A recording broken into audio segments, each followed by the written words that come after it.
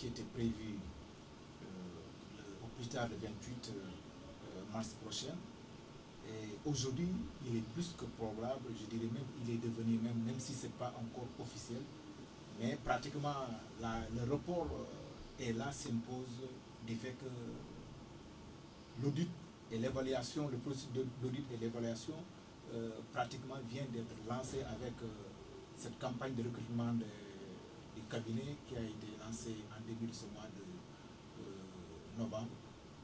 Comment appréciez-vous cette situation, surtout cette lenteur dans l'enclenchement de cette procédure? Écoutez, derrière tout ce que vous appelez audit du fichier, lenteur, il se cache une volonté manifeste de Macky Sall de tout faire pour ne pas organiser des élections entre 2019 et 2024.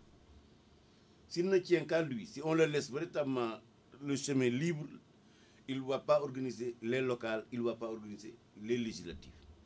C'est pourquoi moi je lance un appel à tous les militants de l'Alliance pour la République et de Benno Bokk Yakaar à exiger que les élections locales soient organisées en 2021, et que les militants puissent participer au renouvellement du personnel des conseils municipaux et des conseils départementaux.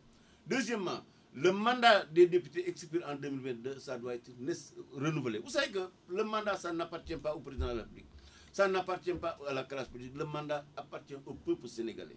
Quand le peuple élit quelqu'un pour un mandat de 5 ans, une fois le mandat expiré, il faut retourner au peuple pour lui demander de donner le mandat à qui lui encore. Il peut reconduire ce qui était là-bas comme il peut les changer. Donc, tout ce qui est en train d'être fait, c'est des stratagèmes, c'est des subterfuges que le président utilise pour ne pas organiser des élections à mi-mandat.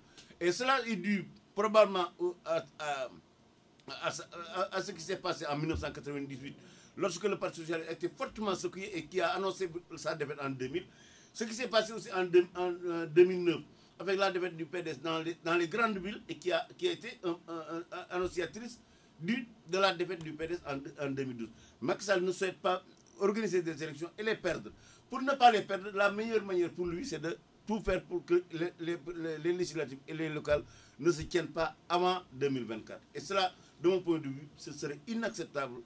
Et le combat là, moi je le mènerai à l'intérieur, mais je le mènerai aussi avec les forces, les politiques, l'opposition de ce pays, qui souhaitent évidemment qu'on respecte le calendrier électoral, mais aussi qu'on organise une présidentielle sans la participation de Macky Sall, parce que lui, il n'a pas droit à un troisième mandat. Malheureusement, on a élu quelqu'un qui ne partage pas le pouvoir.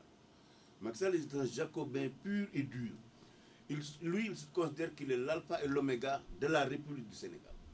Et que tout va de lui et tout revient à lui.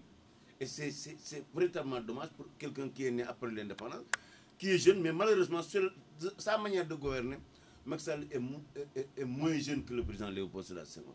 Il n'y a aucune modernité chez lui et c'est véritablement regrettable. Et d'ailleurs, la manière dont il gouverne l'Alliance pour la République, en fait, c'est ce qui est en train de plaquer au niveau de la République. Aujourd'hui, le pouvoir judiciaire et le pouvoir législatif sont des annexes. À la limite, j'ai même dit des vassaux du président Macky Sall. Et c'est véritablement regrettable. On pensait que le Sénégal, après avoir fait 2 alternances, allait inaugurer une ère où les pouvoirs seraient séparés et partagés. Malheureusement, lui, il veut tout concentrer entre ses mains.